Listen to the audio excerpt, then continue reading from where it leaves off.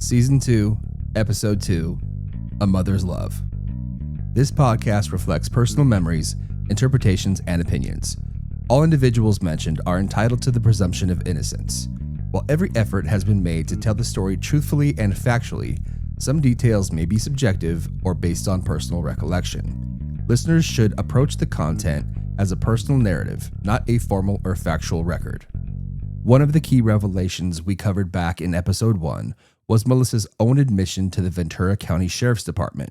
She acknowledged that she and Darren, not my grandfather, Chet, were the ones who hired the attorney to come after me in 2018. Think about that. Filing a lawsuit in 2022 based solely on undue influence while openly admitting you were the ones who engaged the lawyer in 2018, twisting everything to fit your agenda instead of honoring the intent of the true creator of the trust. As I've said before, Melissa and Darren began targeting me in 2018. March of that year was when the first trust was drafted, right when their efforts to seize control truly began. It was also around that time that they started manipulating Chet and Lois against me. Reading Melissa's statement to the sheriff's department is astonishing. She admits to hiring the attorney, but then doubled down with another falsehood, claiming they forced me to pay the $100,000. The timeline doesn't add up. The facts don't fit. To anyone examining her claims alongside the actual dates, it's obvious this is a lie. And soon, in the depositions I've mentioned, we'll finally get the chance to ask the questions that need to be asked. One turning point for me was when I reached out to my cousin Alexis, Darren's daughter. For years, Melissa had filled our ears with stories about Alexis. She even told my wife, Anna, things that later turned out to be verifiably untrue, though at the time, we didn't know any better. In 2017, for example, Melissa called Anna asking questions about feeding a baby. It struck us as odd, but we assumed she was genuinely concerned. Melissa told us that her stepdaughter, Alexis, was abusing her son. Terrible accusations that didn't sound like the Alexis we knew. We hadn't seen Alexis in quite some time, and Melissa always painted her as an outcast who didn't get along with her father, her brothers, or Melissa herself. Looking back, I feel awful for even considering those accusations. But at the time, we believed Melissa's version of events, at least enough to be concerned. Melissa knew how to tug at our heartstrings. At the time, we had a 3-year-old and an almost 1-year-old ourselves. So we were deep in the trenches of raising kids. She asked Anna questions she should have known the answer to, like whether it was okay to give a baby gripe water instead of regular water. At that baby's age, the recommended dose is only 2.5 ml, but Melissa claimed Alexis was feeding her baby only gripe water. It was a shocking accusation, and she framed it as if she were worried for the child's safety. Melissa also liked to present herself as having strong medical knowledge, pointing to her nursing school background. In reality, Darren privately admitted to me and my father that he'd tried, and failed, to bribe Melissa's school to let her pass, and had even floated the idea of fast-tracking her at UCLA because of his donations through Westcom. On the record, UCLA wouldn't do anything. Off the record, Darren claimed he might get them to do it. Melissa's accusations against Alexis escalated. She alleged that during visits, Alexis left her son unattended with Melissa. She claimed Alexis tried to drug her with Adderall by putting it in her coffee, but then admitted she willingly took it later. She even said that she thought that Alexis might stab her simply because of how a knife was sitting on the counter. These stories grew more bizarre by the week. Looking back at 2017, Alexis was probably the first real target in the family that Melissa and Darren went after. They were trying to take her son away. I've read the interview notes and court records now. The inconsistencies are glaring. In fact, at the end of one psychological evaluation, the psychologist explicitly determined that Melissa was not being truthful. One excerpt from the report states, quote, Alexis acknowledged the history of the difficulties in her family of origin, including the relationship with her biological father. Yet, Alexis has also provided credible data in the forms of email communications and other sources of information that amply draw into question and or refute the veracity of the affidavit that's provided, particularly on the part of the stepmother, Melissa Williams. End quote. It's hard to read that and not conclude the psychologist thought Melissa was lying. During this time, I spent more time reaching out to Alexis, checking on her, asking how she and her son were doing, trying to be supportive. It seemed like her father had essentially abandoned her and chosen to believe Melissa over his own daughter. Reading through Alexis's documents, it was obvious that Melissa and Darren had no real case against her. It was frivolous. I've been told they ultimately withdrew the lawsuit and met Alexis's demands. The court ordered Darren and Melissa to pay all attorney fees and issued a separate order prohibiting Melissa from having any contact with Alexis's son. It showed me their pattern. Use the legal system to scare people. First Alexis, then me, and now my parents and me together. It's less about legitimate claims and more about a legal temper tantrum. I even have text messages Melissa sent to Alexis's ex, trying to bribe him into speaking against Alexis. During one stay with Alexis, Melissa took her son for a walk, called her attorney, and had the attorney pick them both up, essentially kidnapping Alexis's child. For months afterwards, Alexis was limited to supervised visitation until everything cleared up. Alexis was devastated. She didn't like Melissa, but what hurt the most was her father was going along with it. During all of this, Melissa also used the money from Chet and Lois's account, about $150,000, to rent a house near Alexis. For what? Ultimately, it looked like a scam.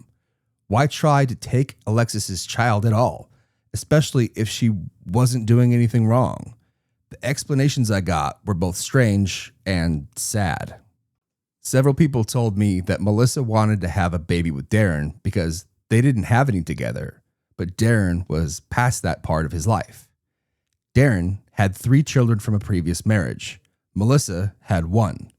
They treated Melissa's daughter, Amanda, as if she was theirs. Amanda even called Darren daddy, but Melissa wanted another child. People believed Alexis's baby was the closest thing Melissa had to having a child with Darren. It's a heartbreaking and deeply unsettling motive. At this point, Darren and Melissa had been married for nearly 20 years, which made this even harder to fathom. Imagine your own mother figure trying to take your child when there's no evidence you've done anything wrong. That's devastating. And now, after reading all this and seeing the pattern, I understand exactly how Alexis felt, because Melissa and Darren have tried the same tactics with me.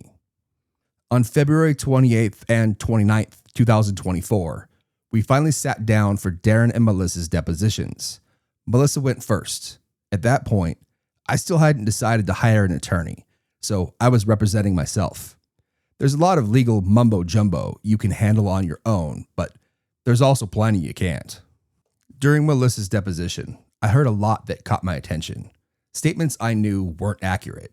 For example, she testified that she had logged into Chet's account and seen that he had spent over $6,000 repairing my car. Now, that amount was true.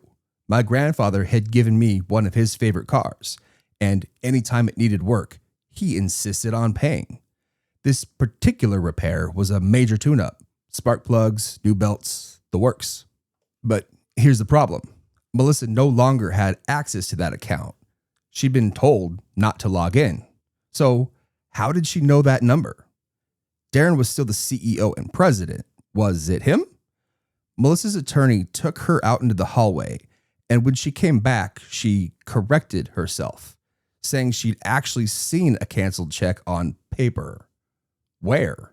She didn't say. Most of the questioning focused on the hundreds of thousands of dollars Melissa had transferred out of Chet and Lois's accounts. Several times, she had pushed back, asking why any of this mattered since it was beyond the statute of limitations. Who even thinks like that? Certainly not an innocent person.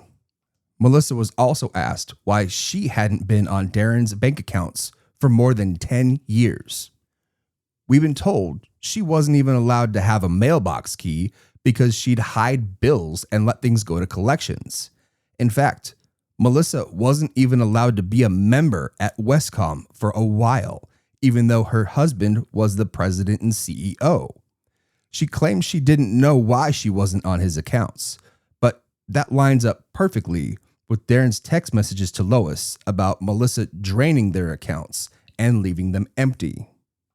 Since I was representing myself, once my parents' attorney finished, it was my turn to question Melissa.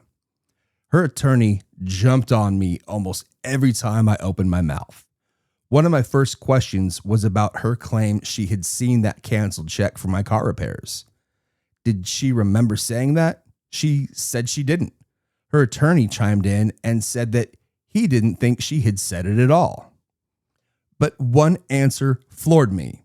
I asked Melissa if she had Chet conserved, something she had claimed in texts, Facebook posts, and phone calls to other family members. Her response? She said she didn't know what the word conserved meant. That blew my mind. By the end of my questioning, I spoke with my parents and their attorney, and we all agreed it was time for me to be represented too. When Darren's turn came, he was asked if he had ever been arrested. He said no. He was asked about an incident in October of 2021. He said no. We know that's false. There's a record, yet here he was, under oath, denying it. Darren has been through plenty of depositions before and did a decent job of keeping his answers short. Because my parents' attorney had just taken me on, I didn't get to question Darren, but I had questions ready, like whether he was aware of the Computer Fraud and Abuse Act. The Computer Fraud and Abuse Act, or CFAA, is a federal law passed back in 1986 to protect people and institutions from unauthorized access to computer systems and accounts. In plain terms, it makes it illegal to get into someone else's computer, email, or bank account without permission. It also makes it illegal to exceed authorized access, meaning even if you had some access before, you can't go beyond what you were allowed to do. The CFAA covers everything from hacking financial systems to retrieving personal data, changing account settings, or moving money without authorization. Violations can bring heavy fines, prison time, and civil lawsuits. And why does that matter here? Because what Darren did and what Melissa did could fall directly under this law. If Darren accessed our Westcom accounts or moved funds without permission, that's unauthorized access to a protected financial system. If Melissa accessed Chet's Westcom accounts, viewing or manipulating his funds without his consent, that too could be a direct violation of the CFAA. These aren't just family disputes. Once someone crosses the line into digital access without consent, especially when it involves money or trust assets, it's not just unethical, it's federal. Opposing counsel for my family's depositions was Attorney Fettuccini. That's not his real name, but it's what I called him, and it's what I'm going to keep calling him. I don't like the guy. I wish it was because he was just good at his job, but I don't think he was. He didn't seem to investigate much, and a lot of the angles he tried were flawed and dirty. On March 26th through 27th, 2024, my mom was deposed by Fettuccini. They asked her how I found my house, if she understood loan documents, and if she had ever bought a house herself, which she hadn't.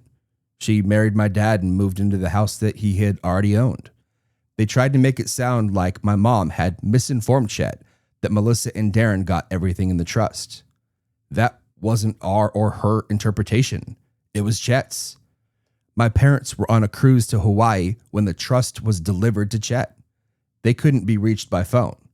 It was during that time that the sheriff visited Chet, and Chet told him his interpretation of the trust.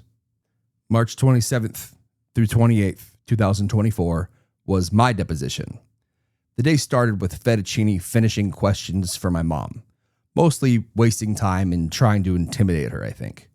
It's hard for her to sit in a chair that long, and I think that was part of his tactic. When he got to me, he focused on things like Chet giving me money for the house and asked whose idea it was to buy it. I told him the truth. Chet was the one who brought it up because he was worried about Joey, my climber, my jumper, and wanted the boys to be in a better school district. It's not something I would have ever asked for myself. Then, oddly, he asked me about my Zoom profile picture. My account was created in 2013, and at that time, my profile picture was me in a sheriff's outfit from just a few years prior. But by 2024, that picture was outdated. But I barely used Zoom and didn't even remember how to change it. He suggested that I had that photo up to manipulate the court. I'd never thought of that. And honestly, it was a little embarrassing that it was even showing. After that, I changed it. Then he asked my dad about me changing the picture in his deposition, as if any of that mattered. Fettuccine seemed to fixate on me being a former deputy sheriff. At one point, he got loud and aggressive, telling me I'm not a cop anymore, to the point my attorney had to step in and stop him. At the end of the day, we didn't have enough time to do my dad's deposition. So, on April 10th, 2024, we did my dad's deposition. Most of the questions were about how he helped fulfill Chet and Lois's wishes in changing the trust. The attorney questioned the timing, the wording, who stood to benefit. It was clear. The trust benefited whoever Chet and Lois wanted it to. Melissa and Darren were upset the trust was changed to benefit someone other than them. But they also claimed the original trust didn't benefit them either. You can't have it both ways, guys. Fettuccine also kept pressing my dad about me paying Chet the $100,000. He asked repeatedly if my dad knew why. I don't think he did because he wasn't a part of it, but the truth is simple. I paid Chet because I said I would. Melissa told the sheriffs I was forced to pay the $100,000. That's verifiably not true. I paid Chet in January 2018. Their attorney didn't come after me until July of 2018. Those events had nothing to do with each other. Then, Fettuccine's tactics got dirtier. He showed my dad pictures of him helping Darren at the Bass Lake House, trying to say that because my dad retired medically from the sheriff's department, he shouldn't have been able to attach a birdhouse to a tree. That's a far cry from working as a sergeant. Then, he actually asked my dad if he felt good taking his pension if he was still able-bodied enough to install a birdhouse. My dad worked for the sheriff's department for 34 years before retiring medically due to injuries. Now, he's 78 years old. If he could still be working, he probably would. Trying to shame a man for receiving the pension he earned is one of the dirtiest tactics I've ever seen. And it didn't stop there. During a court Zoom hearing, my parents were with Chet at his house, attending via a laptop on the living room table. Chet was simply sitting back in his chair, watching. Fettuccine pointed at the camera and told the court to look at Chet. He can barely sit up. It was the same tactic Melissa always used, trying to convince people my grandfather wasn't able to take care of himself. That's the kind of behavior we were up against in those depositions. I called this episode A Mother's Love, but when you look at what Melissa did to Alexis, the lies, the manipulation, the attempt to take her child, you start to realize this wasn't love at all. It was control, dressed up as concern. A strategy, not affection. Because when you step back and look at it all, the stories, the lawsuits, the tactics, it stops feeling like family drama and starts looking like a playbook. A pattern. They tried it on Alexis. They tried it on me. They're trying it on my parents. But here's the thing about patterns. Once you see them, you can't unsee them. And once the truth is exposed, the playbook stops working.